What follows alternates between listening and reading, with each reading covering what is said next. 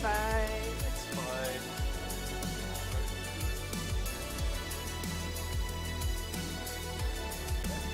Stand by 2. 1, 2. Resolve. Intro. 2, No wait this 3, time. 4. What's going on, Rocky? How are you today? So good to see you. Everybody online, love Old that you're with habits us are hard to today. Hey, we're going to sing to Jesus. Let's respond to him. He loves to hear us sing. He loves to hear us sing to him. So let's sing out today. I heard that. Ready? 3. Take 3. Remember the first tag is a 1. We raised that last Verse. Breakdown. Lead me to the broken, to the widow, to the orphan. Meet me in the margins with the leper and the lonely. I don't care what it costs. Like that.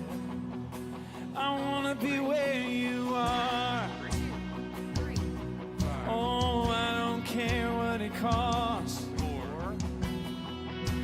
I wanna be where you are. Come on, sing it out. Good shepherd. Breakdown. Good shepherd of my soul. Wherever you lead me, I will go.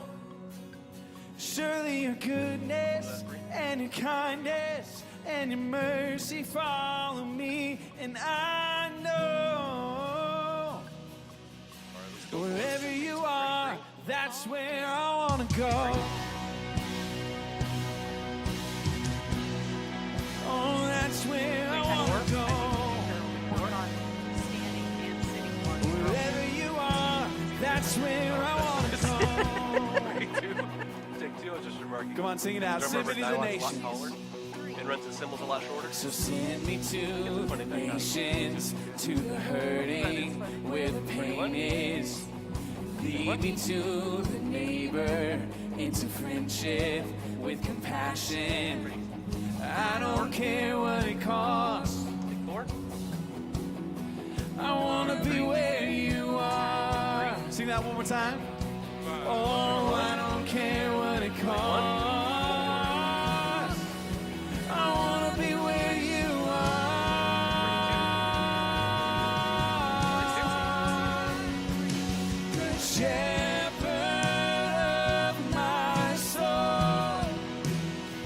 3. Wherever you lead me, I will go. Surely your goodness and your kindness and your mercy follow me, and I know Take 1. wherever you are, that's where I want to go. Take 2. Oh, that's where I want to go.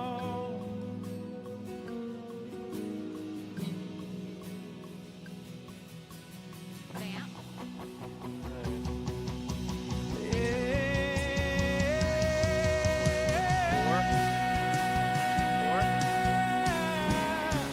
Oh, that's where I want to go. 3. Take 3. Oh, God. All right, ready? 2. Take 2. Come on, let's sing this out together. There it is. Where you are.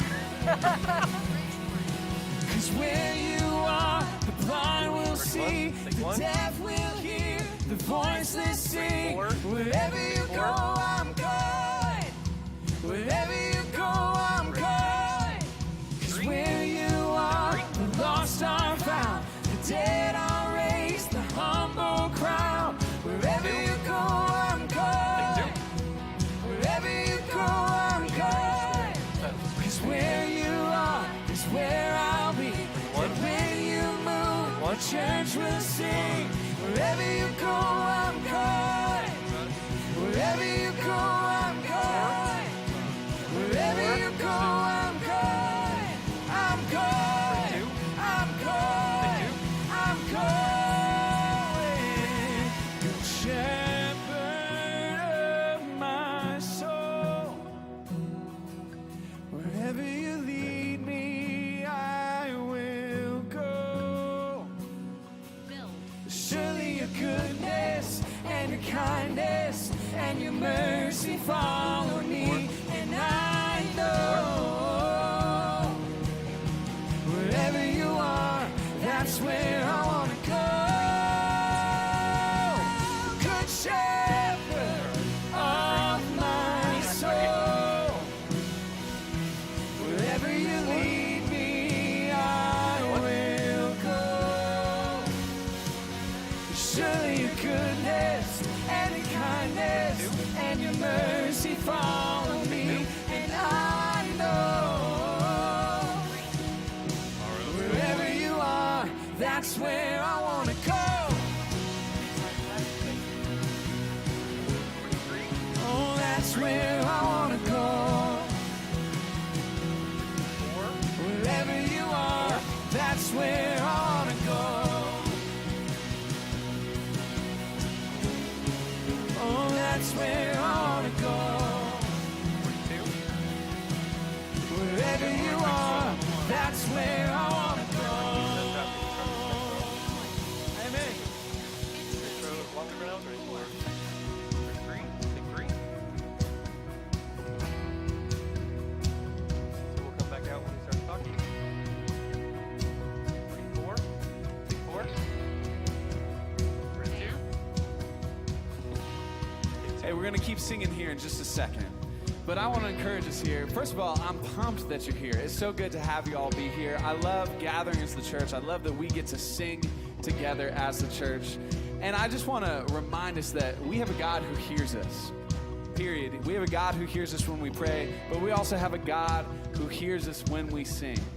And so we have this opportunity right now to respond to Him, to sing to Him like this. And the amazing thing is that He is here. He is here right now. It's not something that is changing. You know, that's the amazing thing, is that He is with His people. So it's not just because we're in this room, we're in a church. He'd be with us if we were out in a field, if we're up in the mountains, which I think is pretty amazing. So we have this opportunity to respond to Him right now as the gathered church.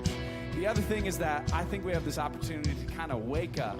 And it's not like a, wake up like we're asleep right now, but wake up to what God is doing, because He is present right now, because He is here right now. So as a church, let's wake up together.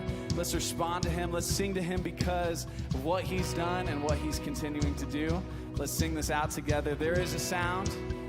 Let's sing it together. 2, 3, 4. There is a sound I love to hear. It's the sound of the Savior's robe as He walks into the room where people pray. When we hear praises, He I would, but hears that would be awesome. faith. All right, ready baptism? Little baptism. Should I turn the baptism lights on here to see if that'll help? Just exit. We're gonna like that one. Like that. Verse 2. There is a sound Darkness, I love to yoke, hear. ice, It's the sound of the Savior's robe as He walks into the room where people pray. When we hear worship, He hears faith. Not really. All right, ready? 4, take 4. Come on, let's sing this out together. Awake my soul. Chorus. Awake my soul and sing His praise aloud. Sing His praise aloud. Dissolve 2. Chorus. Awake my soul and sing His praise aloud. Sing His praise aloud.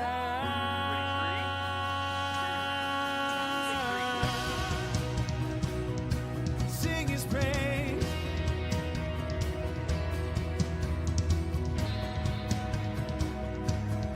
Sing this out. There is a sound. Verse 3. There is a sound that changes things. The sound of His people on their knees. Oh, wake up, you slumbering. It's time to worship Him. Awake my soul and sing His praise aloud. Sing His praise aloud.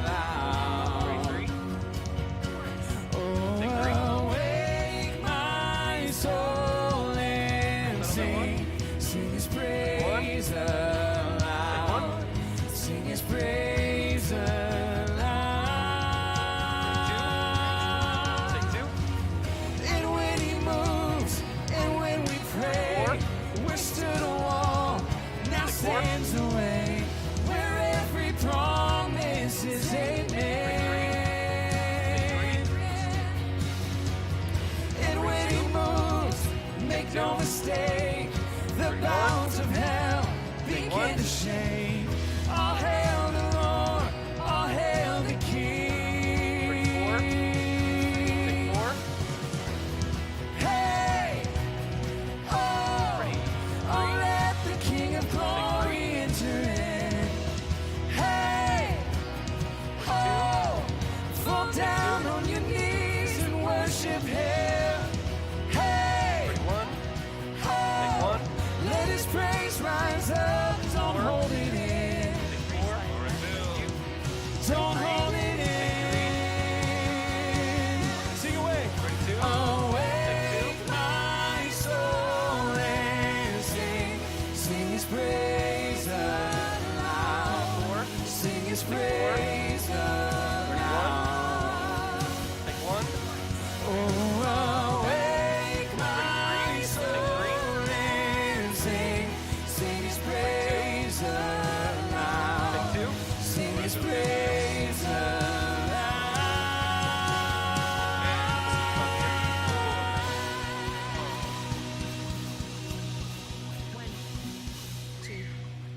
One, two, Amen. three, Let's keep 4, focusing 5, our 6. attention on Jesus today as we continue to sing. Ready, 4? Stand by. This is all 4.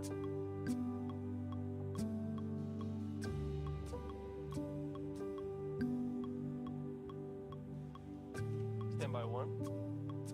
Verse is all 3, 4, You 5, are the 6. source and the center, King and Creator, Jesus, crowned over all.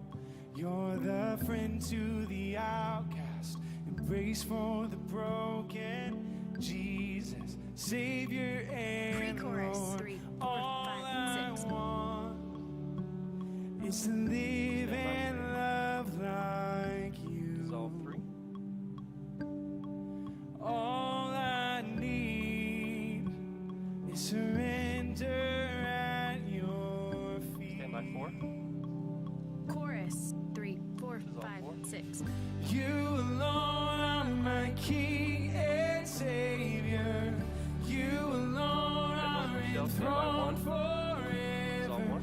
God of glory and grace, come have your way.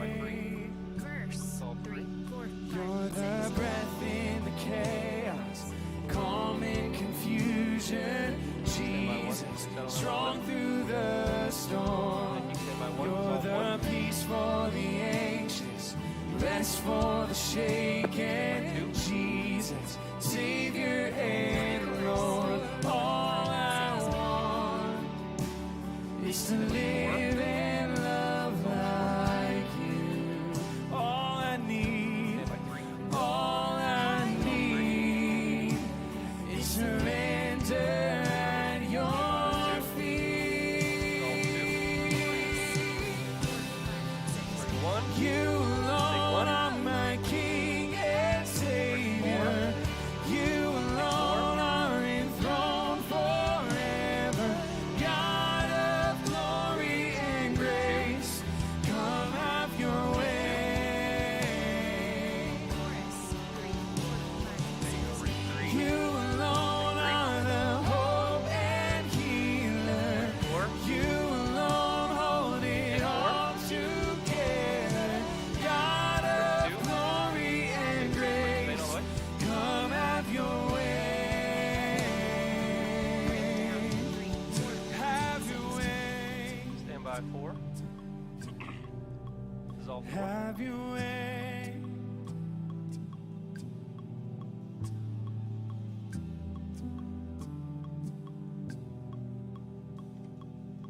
Stand by 1. Let's sing this out together. You're the promise, Bridge Jesus. 3, 4, You're 5, the 6. promise, our provision in our failing, our redemption.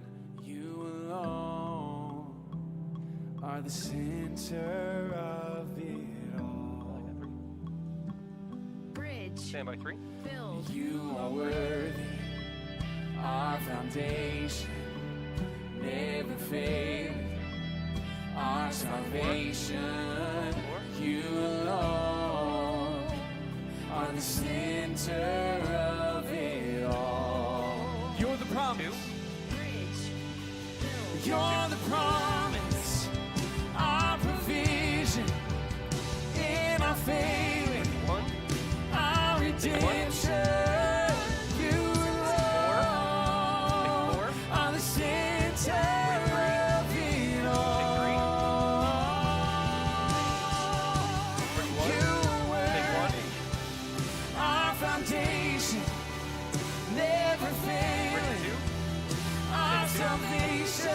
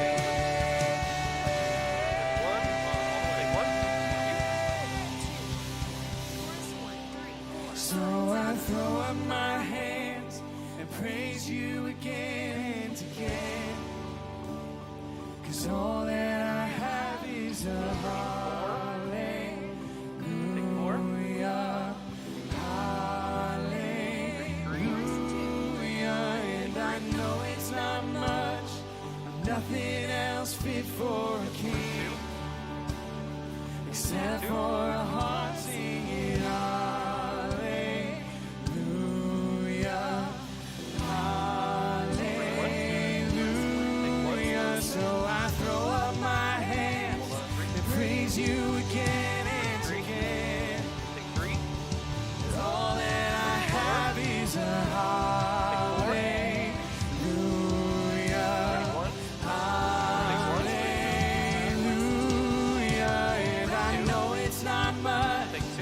Nothing else fit for a king except for a heart singing hallelujah,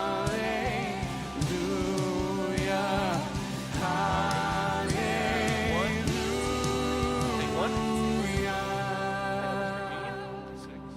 He is out. Hallelujah. Gonna wait to switch the lights here. Hallelujah. Just trying something different. Hallelujah. Should have shaken up a little bit.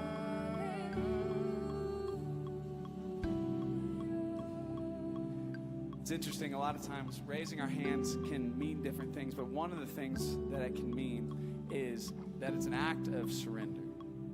That it's a sign that we're giving up, we're letting go of things. And that's why a lot of songs we sing kind of talk about that, because it's one of those motions that opens up your heart a little bit. It's one of those things that you are just deciding to let go. I don't know what you walked in with today. I know for me, this week was pretty slammed. There was so much stuff going on. It was just a back-to-back-to-back-to-back kind of week. And maybe that's you right now. Maybe you're walking in and you just feel the sin that you have never let go to God. You know it's there and you just can't, you won't surrender it. Maybe you don't think God's big enough to handle it. Let me tell you, He is. I've gone through that so many times where I don't feel like He can handle this thing I have. And at the end of the day, letting Him have it is the most relieving thing that I could do. Maybe there's something going on in your family and you just need to ask for forgiveness from somebody. And that starts, I think, by asking God for forgiveness. So it's my prayer today that we have open hearts this morning to surrender to Jesus, to give some things up to Him. And one of the ways that I think we can do that in the church is by taking communion. And so I'm going to ask you guys to keep standing, but we're gonna take communion today. So when you walked in, you grabbed the cup with the bread and the juice in it. And as an act of surrender as a church all together, we're going to take the bread and the juice, thanking Jesus for what he did, but also maybe offering something to him that we need to let go, that he is When he gets some time, we'll come wanting out forward. to take, We will wreck it out. to lessen your load, to give you freedom today. So let's take communion together. Take the bread, take the juice, to be reminded of who God is, chug it. of who Jesus is, and how good he is. So let's take the bread all together as one church, remembering his body that was broken for us. Oh, he's walking him through it this time. Now let's take the juice, remembering his blood that was spilled for us. Third time's a charm.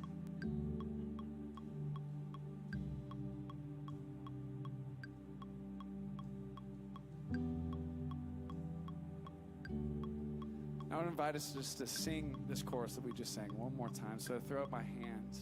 And whatever you're holding on to today, whatever that is, I want to invite you to let go of that, to surrender it to Jesus as we sing this song today.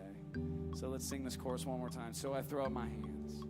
So I throw up my hands and praise you again and again. Stand by 4.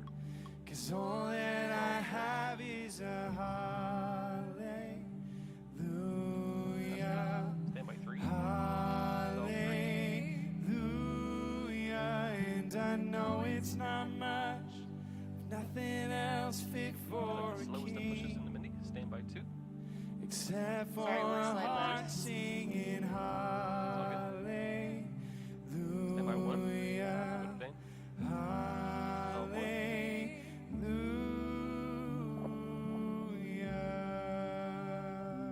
Keys out. Jesus, we praise you today. God, that you're a God that can handle what we're going through. All right. That's it. That you for the can second set handle of what music. we surrender to you. Andy and Katie, thank you guys. God, it's not something that's foreign to you. God, we praise you today for what you've done. We praise you that you died for us, but most importantly, that you Time to rose slide again from and that that you're coming up. alive today. So God, I pray that you open our hearts today. Open our hearts to what you're saying to us through this worship time, through the message Matt's about to bring. Jesus, we love you. We're thankful for you. And it's in your name we pray. All right. Amen. 32.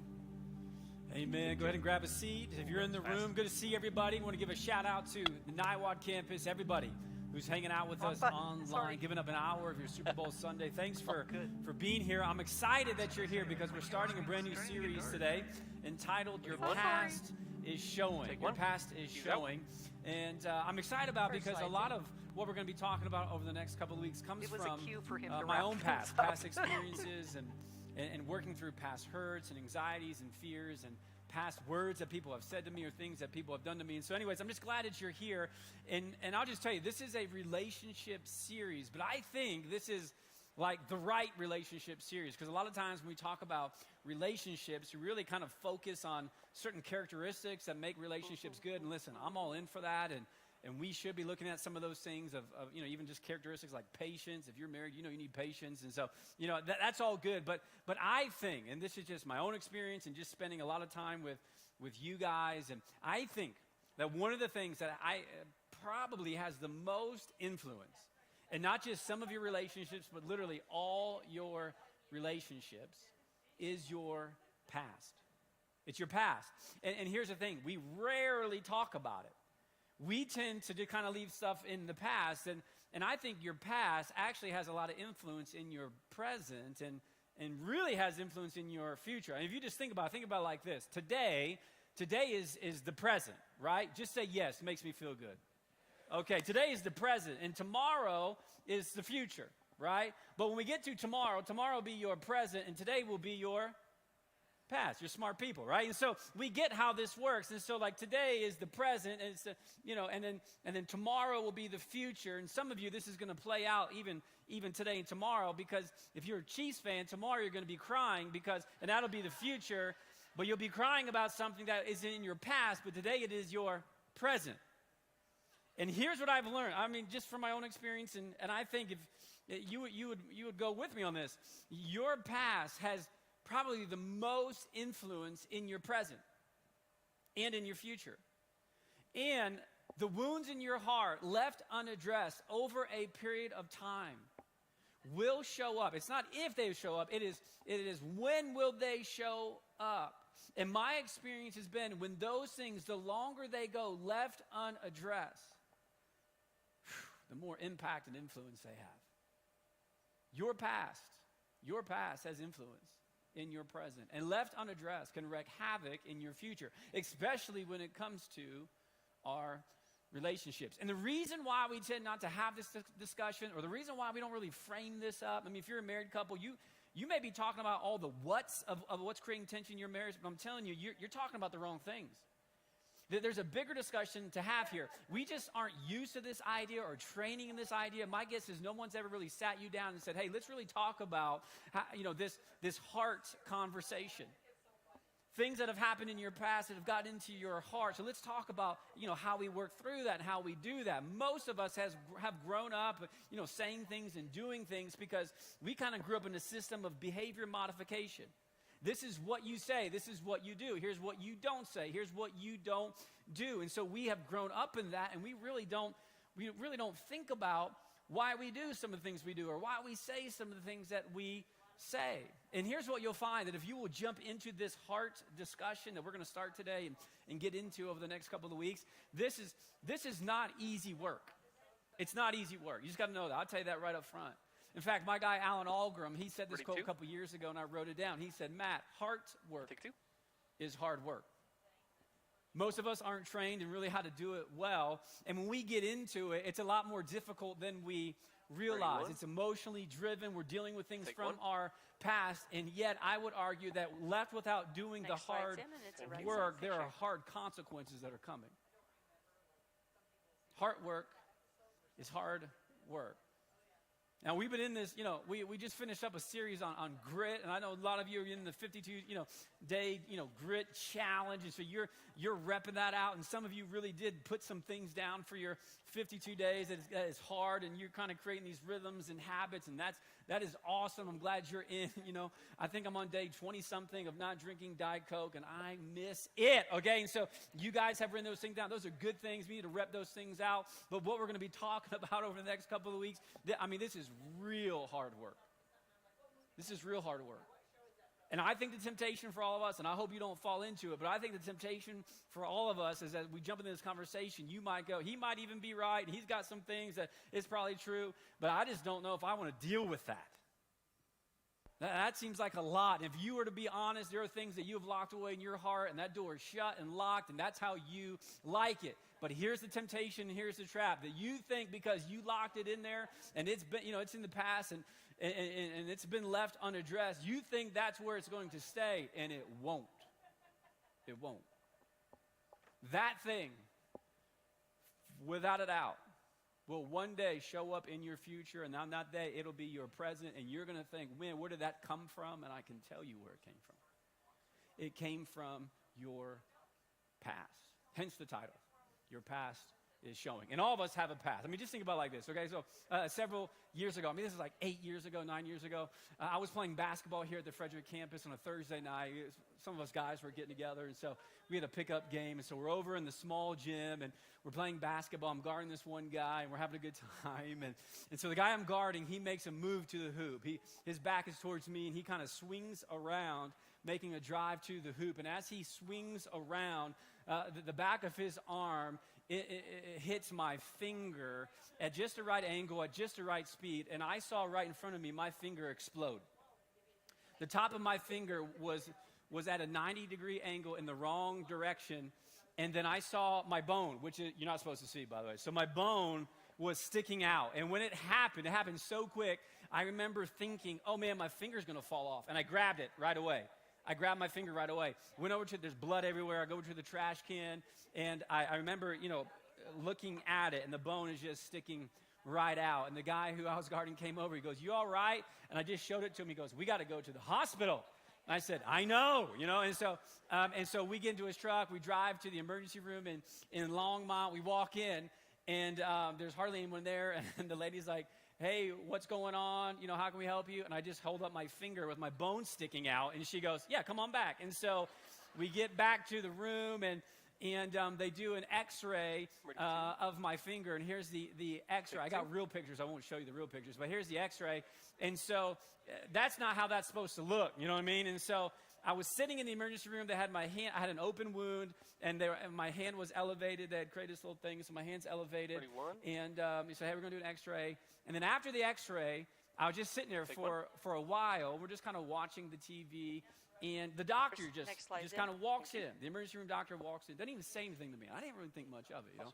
And so the emergency room doctor walks in, and as he walks in, he turns around. He's looking at the TV, and I just know he's just kind of backing up slowly, you know, the side of the bed. This is why I don't trust doctors, by the way. So anyway, so he's just backing up slowly, and he kind of, you know, he's standing right beside my arm, you know, my arm that's elevated. And without telling me, without giving me any warning, he puts his left arm almost around that arm, and he just yanks on my finger. And I'm not even kidding you. My buddy who was with me, he was like, dude, that blood squirted like 2 feet in the air. It was insane. And so he yanks on it. I arch my back, and the doctor just starts yelling at me to breathe. And so, great, that's good advice. And so he yanks on it, sets it, yanks it again, sets it again. Okay? So he gets done with it. I'm freaking out. That's the most pain I've ever been in my whole life. And he looks at me and he goes, if that doesn't work, we'll have to do it again, but we'll take an X-ray. And he walks out, and I wanted to kill that guy, okay? And so I looked at my buddy and I go, I can't do that again. Don't let him do that to me again. If he comes in here and we have to reset that thing, I'm going to tell him, cut it off, okay? We cannot do that. And so the X-ray came back. It had been, you know, set right. But the thing was, I went to a hand specialist the next day. I had actually ripped the tendons off the bone. And so there was nothing kind of holding the bone in place. So I had to have surgery 2 days later on my birthday, okay? On my birthday, I had to go have surgery because I had to put a screw in my finger. And you know how it goes. Like, if you ever had surgery, they always, you know, you have your wristband, and they always, you know, boop, they're everything they do. And then they go, name and date of birth, right? And so for that whole morning, had to go, Matt Cody, 4/19/84. And they went, it's your birthday. I said, I know, okay? And so every year on my birthday, I'm reminded that my finger exploded, and I had to have surgery on my birthday. And so I have surgery, and then after surgery, 3 days after surgery, I'm in physical therapy. 3 days afterwards, because you got to start. They told me, hey, if you're going to get any mobility back in your finger, you've got to start physical therapy right away. And so over 12 weeks, I went through one of the most painful processes in my life. I mean, I'm showing up at this physical therapy place over in Longmont, and for 12 weeks, twice a week, I'm sitting at a counter with my hand like this, with a physical therapist on the other side. Literally, it's so embarrassing, but literally just like doing this, okay? And I'm sweating. I'm sweating profusely. I'm in pain. I'm just like, you know, just doing this deal. And she's, you know, pressing as far as I can go and then releasing. And I did that for 12 weeks. Meanwhile, while I'm there, you know, trying to bend my finger, there's a dude beside me learning how to walk, okay? And so it's just like, it's this weird dynamic. It's all going on. And after 12 weeks of physical therapy, and here I am 8.5 years later, I want to show you something. Look at this. Yeah, look at that. And I know for you that's not a big deal, but you've never had your bone pop out of your finger. And so for me, it's a real big deal, okay? And the only reason why I'm able to do this is because I went through this painful process. Left unaddressed, my finger would not be able to bend at all. I mean, I got 86% of my mobility back. That's a B. That's pretty good. You know what I mean? And so I'm with it. And I have a slight curve in my finger. Not that big a deal. But I worked so that I could be able to move my finger. But make no mistake, my past, which is that story, still shows up in my present. In fact, I was thinking about this over the last couple of weeks getting ready for this series. I do some weird things because of that injury. One of the things that I'm very aware of because of that injury is opening doors. Let me explain. I go to the gym, and, you know, the locker room for our gym, the door opens, you know, into the locker room. And so I rarely now, and I didn't even really think about this, I rarely now open doors that I can't see through the door with my right hand, because in my mind, I've convinced myself when I go to reach for that handle, somebody on the other side is going to open the door and my finger will explode again. And so I open it with my left hand. That doesn't even make sense. But I open it with my left hand, and I do it as quick as possible Sometimes I even play a game in my mind going, I bet you there's someone who's about to come in. I'll wait 2 seconds. I wait 2 seconds, then I open it as quick as I can. And if you were in the locker room watching me opening that door, you would look at me and go, what is that guy's problem? That dude's weird. Did you ever see that dude? You ever see him open a door? It's very strange. What's going on? I'll tell you what's going on. My past is showing. There's a past that goes with that story, and now I can't open doors with my right hand. I can only open them with my left hand. And it freaks me out every time I open the door. We all have this in common. Our past shows up in our present more than we'd like to admit, and it has way more influence, I think, than we know. There's things that you do and I do and you say and I say, and the truth is, if we go, what was that? Well, that's your past. I mean, just be honest with yourself. Have you ever started a day where you're like, all things are possible, you are super positive, you are motivated, and then just something happens. You see something, you heard something, and all of a sudden you go from all things are possible to I'm ready to burn this whole thing down. You ever do that? In a moment. You're on a date with your spouse, and all things are possible, and it's great, and one thing is said, and you're ready to burn it down. What is that? I'll tell you what it is. That's your past. That's your past showing up in your present. You hear something, you saw something, you hear someone's name, you saw a post, you read a comment, you drive by a place, and you go from being warm to cold. You go from being quiet to loud. You go from being close to distant. Why? Because your past is still influencing your present.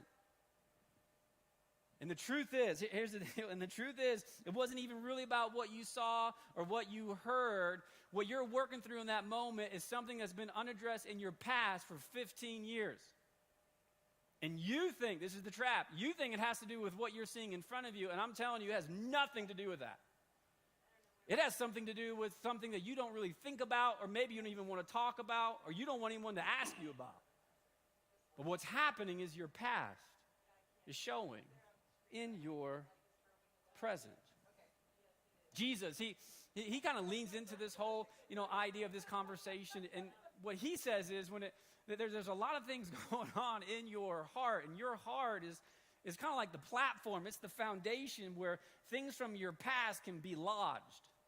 And in Matthew chapter 15, Jesus having this conversation with these religious leaders, and it's like right in the middle of this conversation, it really has nothing to do with what he's talking about, but right in the middle of this conversation, he throws in this truth statement that I think is really profound.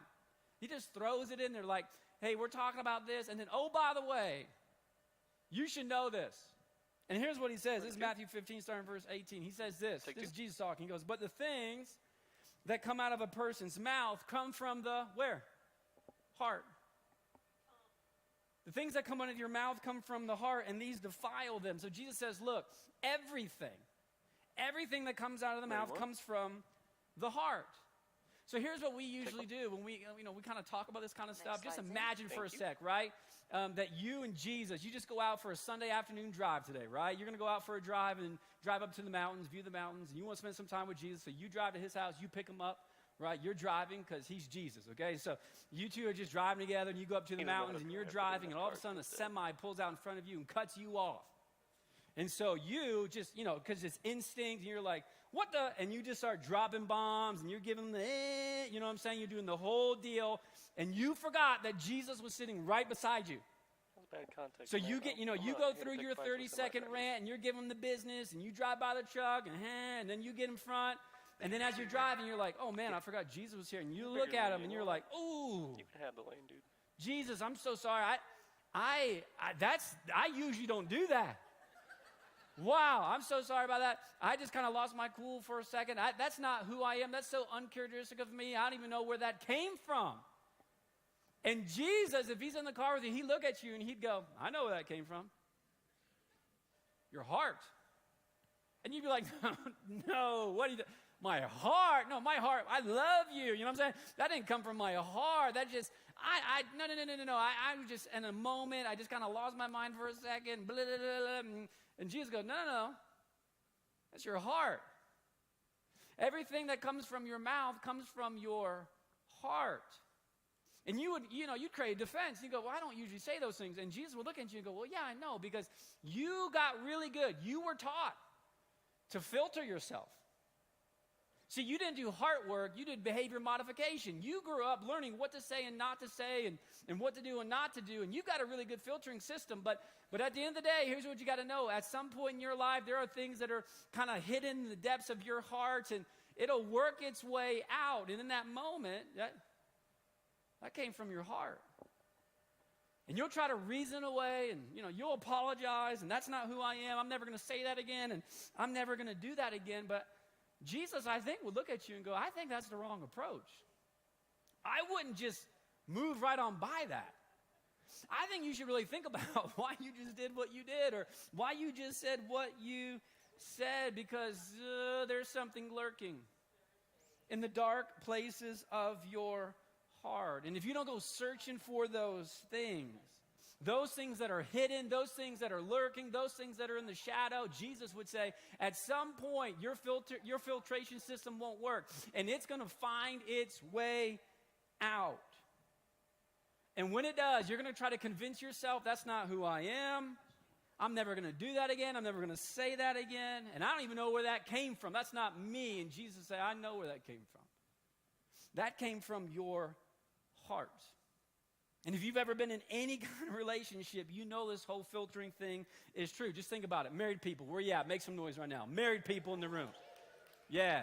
You see, I had to coach them a little bit. They've been married for so long, okay? They're like, whoa, I guess. Okay, just think. Married people in the room, just think about this. Do you remember the first date that you went on with your future spouse? You remember? It's probably the most filtered you've ever been in your life. You wanted to say all the right things. You wanted to do all the right things. You know what I'm talking about? I mean, you were in it, and you filtered yourself. And this is why I always joke with married couples who then they get married, and they fall into this tension. And you get into the room, and someone says, this isn't the person I married. This person changed. They didn't change. They just started leaking out, okay? It was like that from the beginning. They just had a really good filtration system. And you know what happens with a good filtering system? Give it time, and it begins to work less. My wife and I, we're coming up on 20 years of marriage, okay? We are not as filtered as we were 20 years ago. You know what I mean? Married people, you know this. The longer you're married, the less filtered you get. Where's my old people at? Come on, 65 plus. Where you at? Yeah. You're like, I'm so old, I'm not filtering anything, okay? I'm 75, and I'm just going to say it. In fact, if you're old and married, you have no filtration system whatsoever. You're just walking around just saying it. Why? Because filtration only works for so long. And eventually, this is what Jesus says. Jesus says, look, that'll work for a while, but you just got to know, things that are in the dark depths of your heart eventually will come out. You cannot filter it for your whole life. It will show up in your future, and it'll wreak havoc in your present left unaddressed. And you can filter it.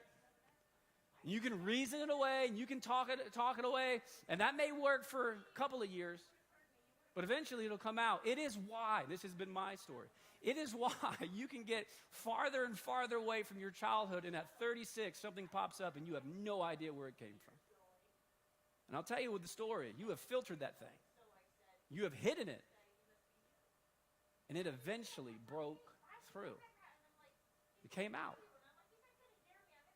And oftentimes we just don't even know what to do with it. And then Jesus, next verse, verse 19, look what he says. For out of the heart comes evil thoughts, murder, adultery, sexual immorality, theft, false testimony, slander. And some of you just heard that and you go, wait a minute, that's not right. My thoughts don't come from my heart.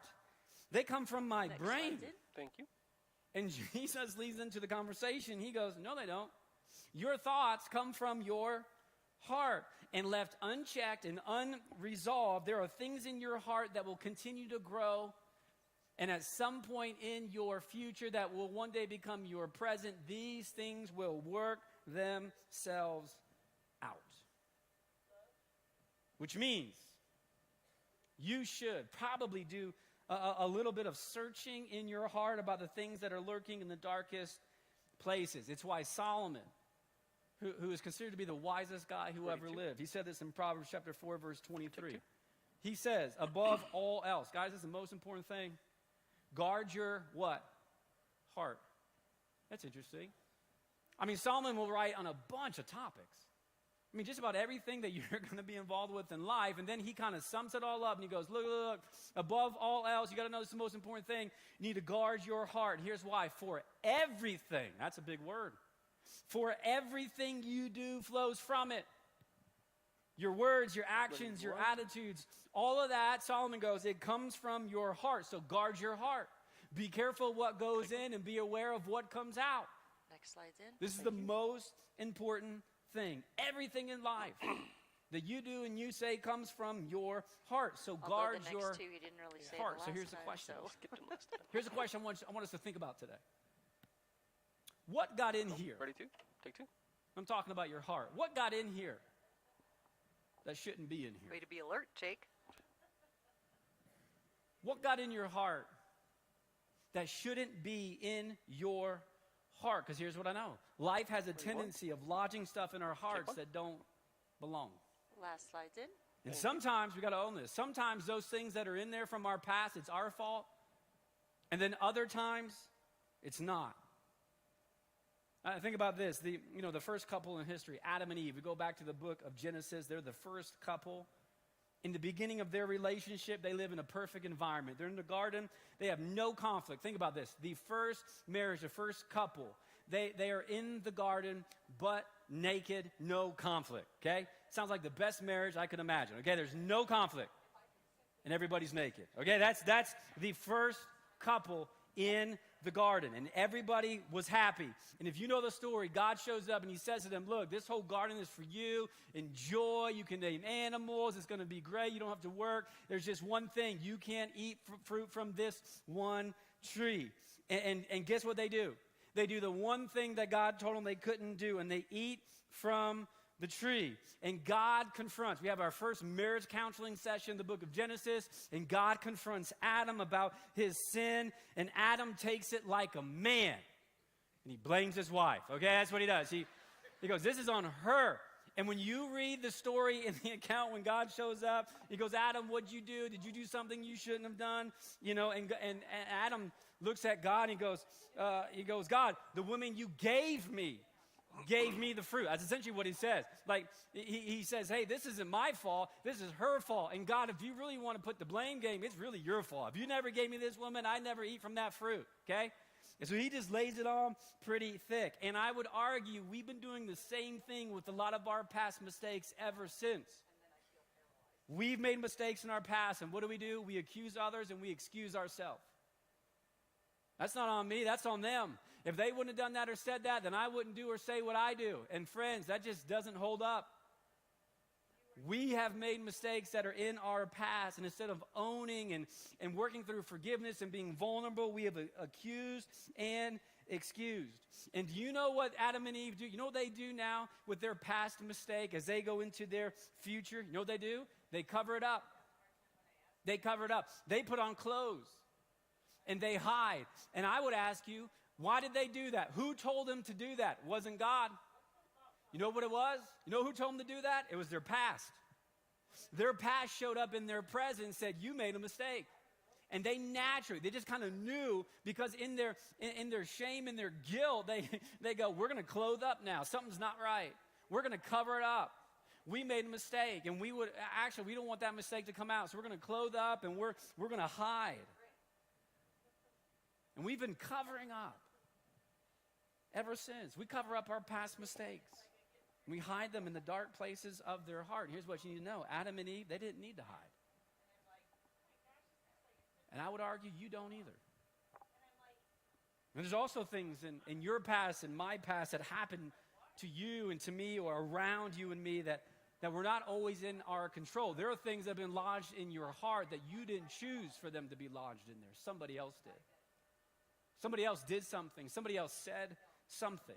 See, we all have this in common. You didn't choose your parents. You didn't choose where you were born. You didn't choose all your circumstances in your childhood. You didn't choose to grow up in a family where there was verbal abuse. You didn't choose to grow up with a dad who was addicted to alcohol. You didn't choose for your parents to get divorced. You didn't choose to witness family violence. You didn't choose to grow up in poverty.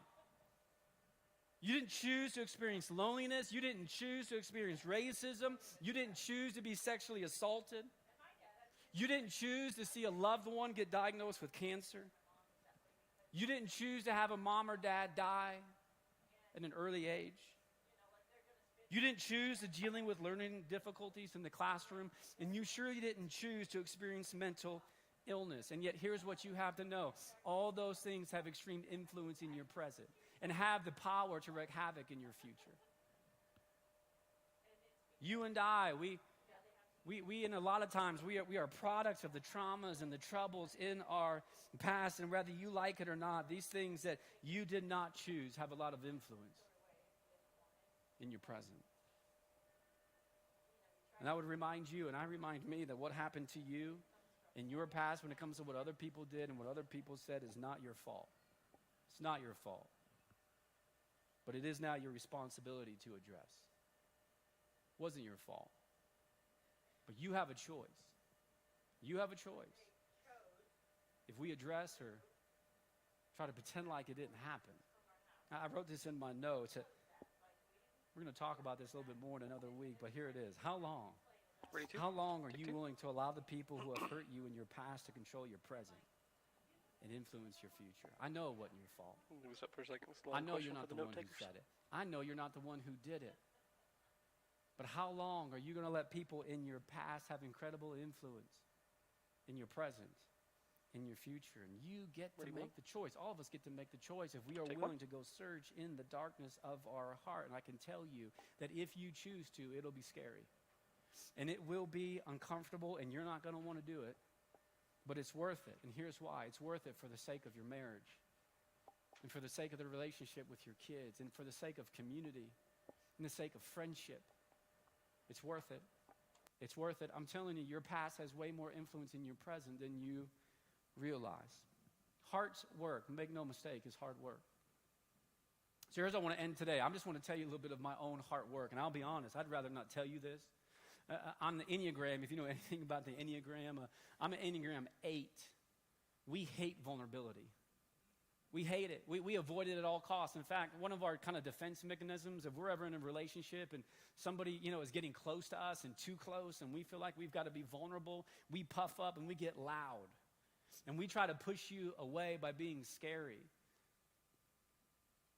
One of the wounds in my past, and if you've been around here, you know this, and really like 5 or 6, 7 years ago, if you just said, Matt, because everybody has wounds from their past. And if you just said, Matt, what's one of the wounds from your past? Here's what I would have said. I would have said, hey, I've done a little bit of heart work, and I know this is kind of an easy one. This is kind of a big deal in my life. It shaped my life. But I would have said one of the wounds in my past is when my dad passed away.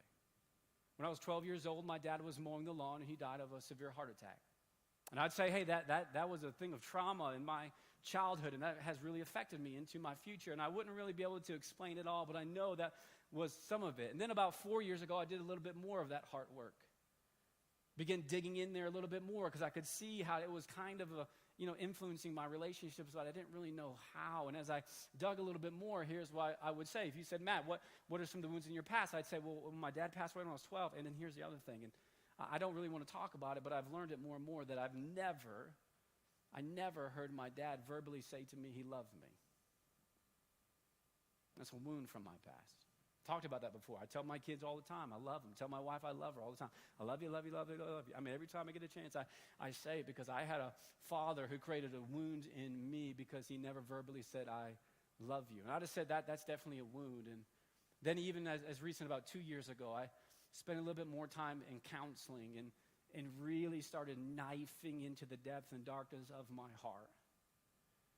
And what I'm about to tell you, I really truly believe has affected just about every relationship in my life, just about my whole life. It is true my dad died when I was young, and that's a wound. And it is true that he verbally never said he loved me, and that also is a wound. But the thing that kind of has created the most anxiety and fear in me is not just those two things, but it would be this idea. That if I did have the opportunity to ask my dad if he did love me, I'm afraid about what he would say. And that seed was planted in my heart over 20 years ago. And for just about all the relationships in my life, Anytime anybody has hurt me, I would never tell them, and what I want to say and scream out is, you can't hurt me. Where'd that come from? I mean, if my dad was alive, if I had the opportunity to talk to him, even as recent as about 3 years ago, I would sit down in front of him and I would scream at the top of my lungs, you can't hurt me. You know what the truth is? I love my wife. She can hurt me. I love my kids. They can hurt me. I've got some of the best friends you could have, and they can hurt me. And for the majority of my life, when people hurt me, I cut them out. And I refuse to acknowledge that they could. And you want to know why? Because I am so afraid that if I actually said to them, you hurt me, I'm afraid about what they would say back. Because of a wound that was placed in my heart 20 years ago, because I don't know what my dad would say. And it has wreaked havoc in my life. I have sat with a counselor in the room and going, Matt, I mean, just think about it. When you have expressed that people have hurt you, have they ever once looked at you and said, good? And I said, no. But I think they might. Where'd that come from? I'll tell you where it came from. It came from my past. And left unaddressed, will and can wreak havoc in my present and my future. I'm just telling you, your past has way more influence than you think. And here's what we're going to do over the next couple of weeks. So here's the deal. If you walk out of here today and you're like, this is uncomfortable and I'm getting a little bit uneasy, but he might be right, then you should come back the next 3 weeks, because I'm telling you, we're just going to build and build, and it's going to get more uncomfortable as we go. But what if this is actually the conversation that you need to be having? What if this is the thing that would really bring true healing, not just in your life, but even in the tension of some of your relationships? And instead of talking about all the what's that are right in front of you, maybe we got to go back and talk about the seeds that were planted in your heart that don't belong. So here's what we're going to do. And I'm telling you, I get it. It can be scary, but you have locked some things away. There's some seeds that have been planted, and there are roots there that have been growing for 20 plus, 30 plus, 40 plus, 50 plus years. There are things that people said to you so long ago you can't even remember, and yet it still pops up. You can live it as if it just happened. And what we're going to do is we're going to start knifing that thing out. It is ugly. It is messy, but we are knifing that. It does not belong. It does not belong. And some of those things you put there and some of those things other people put there, and we're going to knife that thing out. We're going to be vulnerable. We're going to talk about guilt and shame, and we're going to talk about forgiveness, and it is messy. And if I'm honest, I don't want to do it. My guess is you don't want to do it either. But if we do, your heart is also the place where we experience love and joy and mercy and forgiveness. It's some of the most beautiful things in our life. And we have the opportunity to experience that more. And can I just tell you, this is just my experience. It's so tough for me. But when we do some work and we start knifing that stuff out, and we go, that doesn't belong there. Somebody else put that there. Somebody else said that. Somebody else did that. That's my shame. That's my guilt. But I hid that away. When you start knifing that thing out, here's what you do. You get in there and you get gritty and you cut it out, and then you've got it. And this is where the gospel comes in. And you go, God, here you go. I'm freaking out. I've been trying to hide this thing my whole life. I don't want to admit this has any power or influence, but here it is. This was just my deal. Had a father never said he loved me, and I'm scared out of my mind that if I asked him what he would say. And then you rip that thing out and you give it to God, and I'm just telling you, God looks at you and he goes, look at me. Like a father to a kid, look at me. And you're just there and you're like, no, I don't. And he goes, look at me, come on. Matt, come on, look at me. And you look at him and he looks you right in the eye, you know. He goes, give me that. Give me that. That doesn't belong there. Give me that. Matt, listen, I want you to replace that with this. Are you listening? Yeah, God, I'm listening. Okay, here you go. I love you. And you put that in there. Okay, God. That's what we're doing. We're getting out the bad and putting it in with the good. We're taking out the lies and we're putting in the truth. We're trading in our hurts for joy. It's hard work. Is it worth it? You're darn right it is. If you care about the people in your life, if you care about the person you're sitting beside right now, if you care about your kids, look at me, parents, come on. I'm all about behavior modification. I want my kids to say the right things and do the right things. But I'm telling you, you know who has the most influence in their life? You. And you have the opportunity to stop generational sin that your dad did to you, and you can say, no more. I'm ripping this thing out for the sake of the relationship with my kids. This stops with me. I'm not passing on this wound because I'm willing to do the hard work, which is heart work. And if we do, not only will your relationships with the people around you, I think, get better, your relationship with God will get better. If you choose to trust him with the things that you have hidden away in the depths and the darkness of your heart. If you really want to jump in, if you really want to stop playing games, here's what you should do this week. You should make a commitment to come back to the next 3 weeks. And here'd be your homework.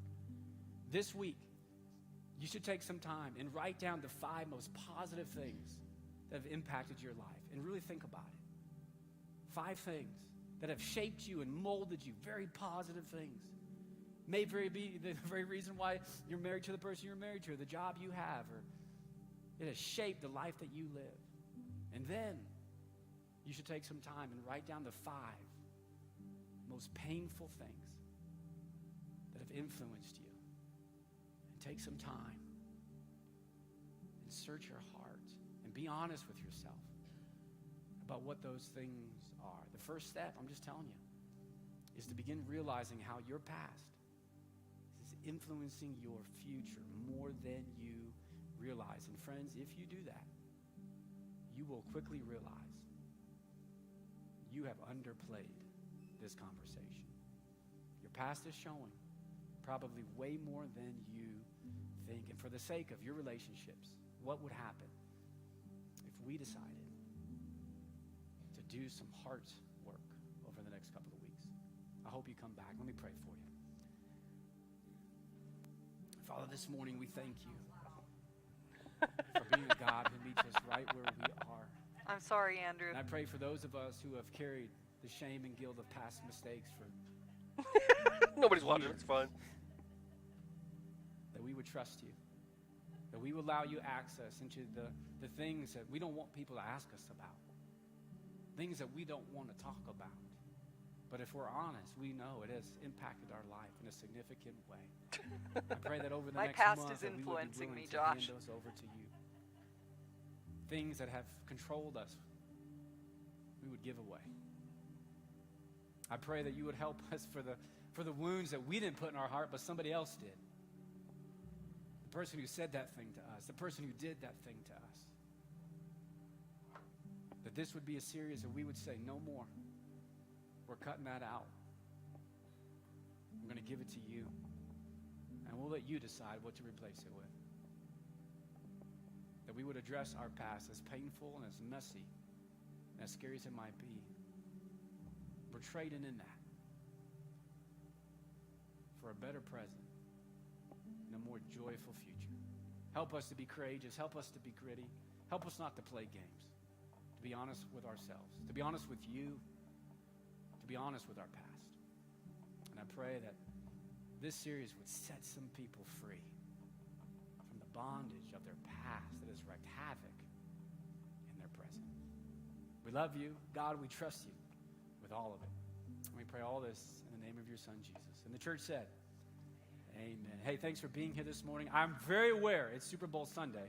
We've got plenty of snacks and drinks out there you can grab on the way out. Hope you enjoy the game. It's 24. Eagles 27. Okay? You're Well, wait a welcome. minute. Have fun. Always a field We'll see goal. you next Sunday. All right, Bye-bye. stand by, CG. Dissolve CG. Always a field goal. Later on. See you guys. Thank you. Have a good week.